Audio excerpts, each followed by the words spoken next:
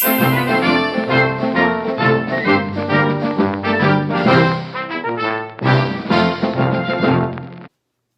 Wednesday, second graders. This is my dog, Izzy, and she wanted to join me today, I guess.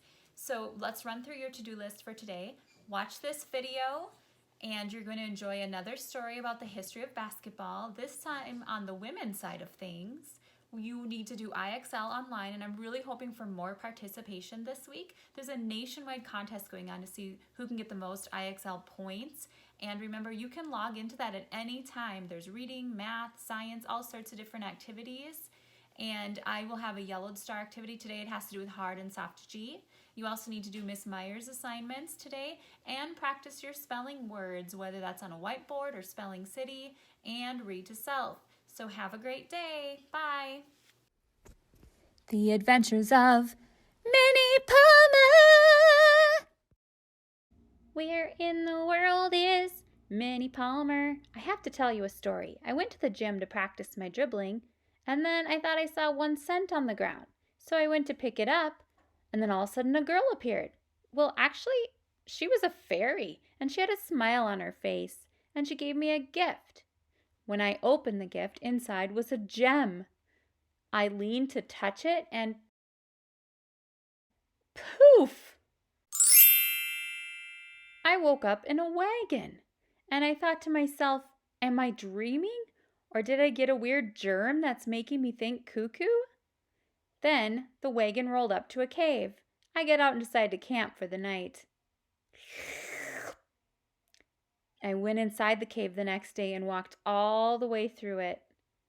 And that is how I ended up where it's hot, there's sand, and big shapes. Did you guess it right? Yep, it's Egypt. The pyramids are my big shape.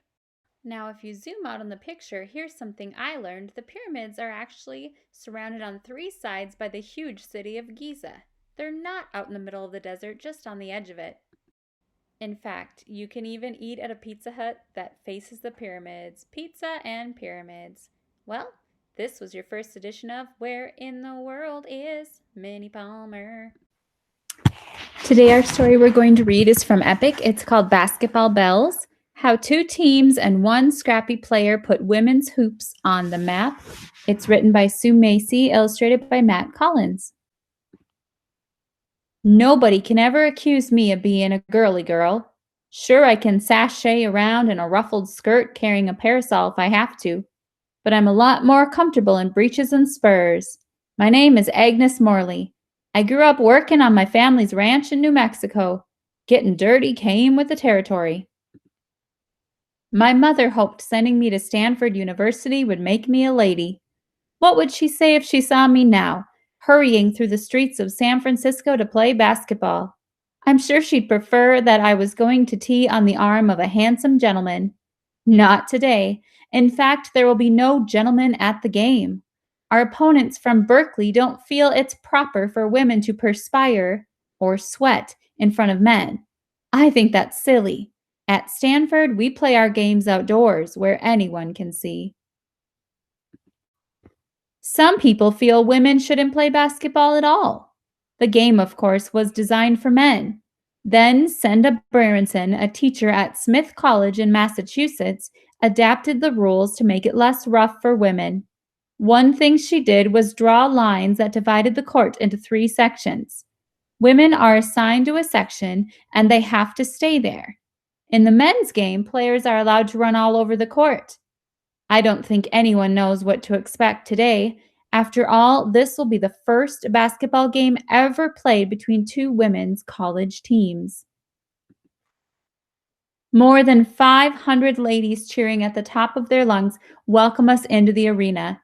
Actually, their behavior is anything but ladylike. The last time I heard such a roar, I was caught in a cattle stampede. And take a look at their uniforms here. These pants are called bloomers, and then they have black boots and probably long socks or tights on. As we take our positions, I block out the noise and study our opponents. It worries me that the Berkeley players are taller and heavier than we are.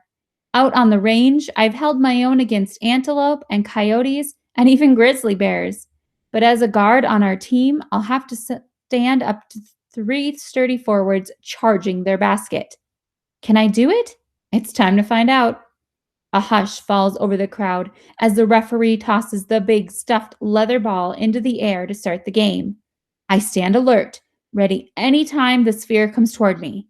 When I catch it, I whip it to Stella in the center of the court. She throws it to our forwards so one of them can shoot at our basket. Sometimes, though, my opponents are too quick. Over and over, I find myself pushed onto the hard floor in a scramble for the ball. My opponents and teammates dive on top of me, and I am crushed under their weight. If women's basketball is a tamer version of the men's game, I hate to see how men play. Most of the action in the first half is across the court near our team's basket. Midway through the half, Stella throws the ball to Maddie, one of our forwards. She takes a long shot. Oh, will it go in? Maddie's ball sails right in. We're ahead 1-0. We have the advantage now. 2 swift passes bring the ball into the hands of my teammate Frances, but her shot misses. Worse, it knocks the basket off kilter. We have no choice but to get the janitor and his assistant to fix it. Out they come, the only men in the building. The assistant stares at us so intently, he almost knocks the janitor off his ladder. When the basket is secured, the 2 men make a hasty exit. Look at how he's riding on the ladder out. Interesting. With the ball back in play, the momentum shifts. Berkeley's captain throws a stinging pass to one of her forwards. She launches a shot that lands right in the basket. We are tied, 1-1. For the rest of the first half, we try mightily to break the deadlock, but no one else scores. Berkeley comes back from the halftime break with even more energy. It seems that the ball is always whizzing around me as our opponents push to their basket. My teammates and I jump and lunge to stop all of their shots. Berkeley's guards play just as fiercely around our basket, and neither team scores. Suddenly, a piercing whistle stops the action. In our frenzied activity, both teams have committed fouls. Now, 1 player from each team gets to take a foul shot. One of Berkeley's forwards steps up to shoot. I watch helplessly. The rules forbid us from blocking foul shots. Go, Edith! Someone yells from the stands.